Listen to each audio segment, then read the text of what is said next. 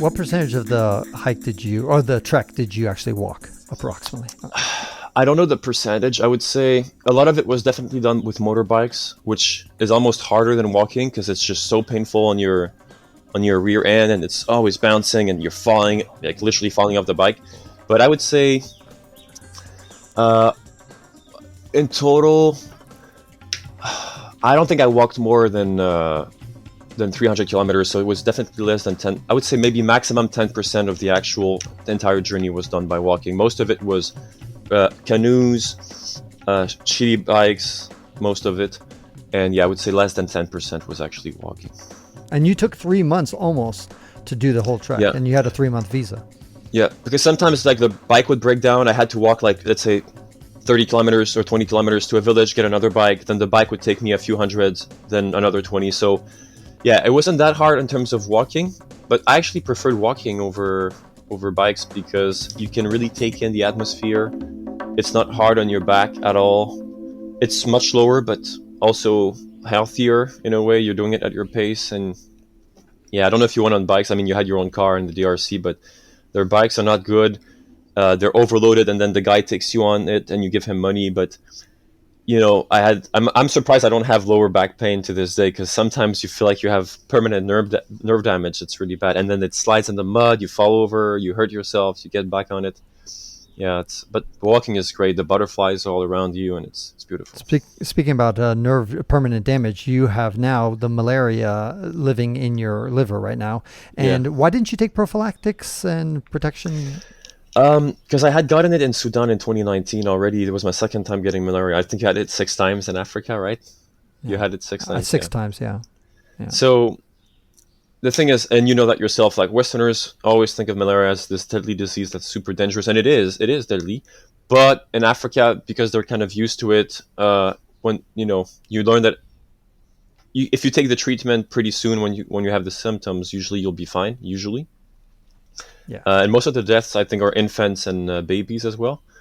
So I just thought, I'm going to be there for 3 months.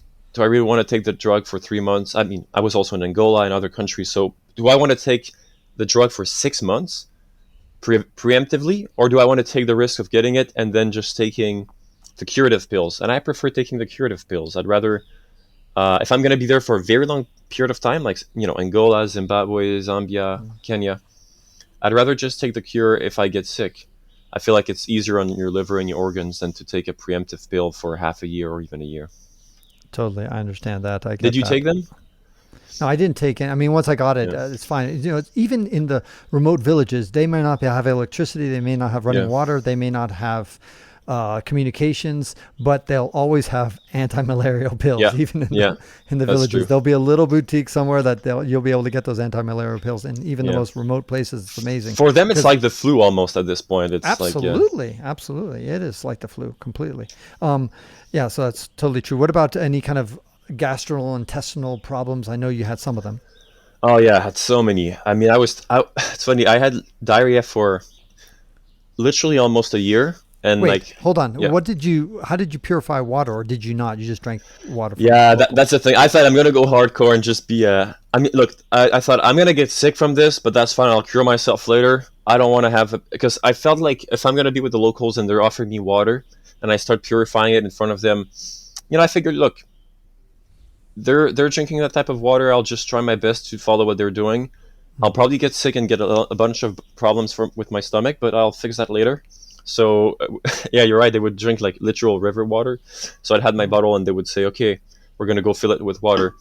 And they bring you to a stream, but it's not a clean stream. It's almost like a swamp. And of course I got Giardia, which is a pretty nasty parasite. And it wreaked havoc on my stomach. I had, at one point I was, anyways, bowel movement every half an hour sort of thing, and just terrible health condition. And I got diagnosed in Iraq. At some point, I was in Iraq, and I thought, this is not normal. Clearly, I'm carrying something. So I just went to the doctor, did some tests, and then they said, you have Giardia. So it took me a long time to cure it. Now it's totally gone, so I'm happy. I'm back to normal, healthy. But it was rough on my system, definitely. I would have taken a SteriPen or something along those lines that has UV, and you just have to, stir it around just because, I mean, you're brave. I mean, but you're going to get sick. I mean, if you're going to take the local. I knew that before, and I was like, even the locals. I mean, they don't talk too much about it, but if you talk to them, a lot of locals have diarrhea almost all the time. Oh yeah, You know, it's just their natural state of existence. Absolutely. Nobody has solid poop. Everybody shits liquid. Yeah. And that's just the way it goes. It's so true. Any parting thoughts regarding the DRC journey? I'll have you back in a future podcast, but I just want to wrap this one up. Thoughts on the DRC? Surprises, for example.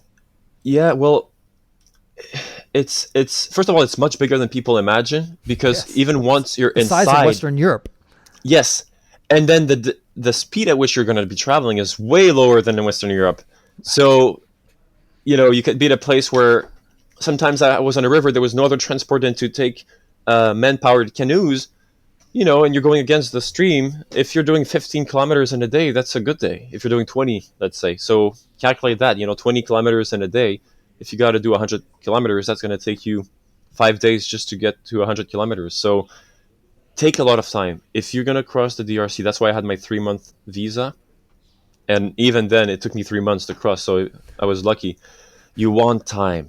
If you don't have time, that's when you get stressed, and that's when you have to pay bribes because you want to pass quickly. If you have time on your side, it's easier for you to negotiate. You have more bargaining power. You really need a lot of time to cross. Don't underestimate it. Don't take a 1-month visa and think you're going to cross it quickly. It's a recipe for disaster. You need either a lot of money. If you're rich, then of course you can pay bribes more quickly. But other than that, just take your time. Get a long visa. And by the way, the visa is hard to get. I got mine in Burundi. I speak French, and I got friendly with the ambassador, and I got the visa in Bujumbura, Burundi. But I've heard now that people cannot get it anymore, so it's kind of hit and miss. You have to beg officials in different embassies to get it. Yeah, it's one of the hardest visas to get when you're not in your home country, for sure. And I admire that you were able to get it. That was great. All right. Well, I want to have you back to talk about the DRC on a kind of a future sense. Like, does the country have any hope? Will it finally be able to achieve its incredible potential, because it has so many resources and it's such a vast place? But that's a whole nother conversation that we'll dive into on a future date, and of course your upcoming travels. But for now, I encourage everybody to go to follow the links below to go to see your article and learn more about your journey. And I really appreciate your time. And that ends this episode of the WanderLearn podcast, where we explore travel, technology, and transformation. If you'd like to see the show notes with links to what we've talked about, go to WanderLearn.com and click on this episode. If you'd like to connect with me, just remember Tapon. That's my first initial and my last name. Tapon is always my social media username. My website is ftapon.com. Do you want to leave me an anonymous voicemail where you can make a comment or ask a question? Then go to speakpipe.com/ftapon. Furthermore, if you'd like to get rewarded for supporting my projects, then go to patreon.com/ftapon. That's where you can pick up some remarkable rewards for as little as $2 a month. Now, 5 quick favors. Number 1, subscribe to the WanderLearn podcast. 2, download it. 3, share it. 4, review it. And 5, sign up for my newsletter at wanderlearn.com. Our theme music was composed by Eric Stratman. This is Francis Tapon, encouraging you to wander and learn.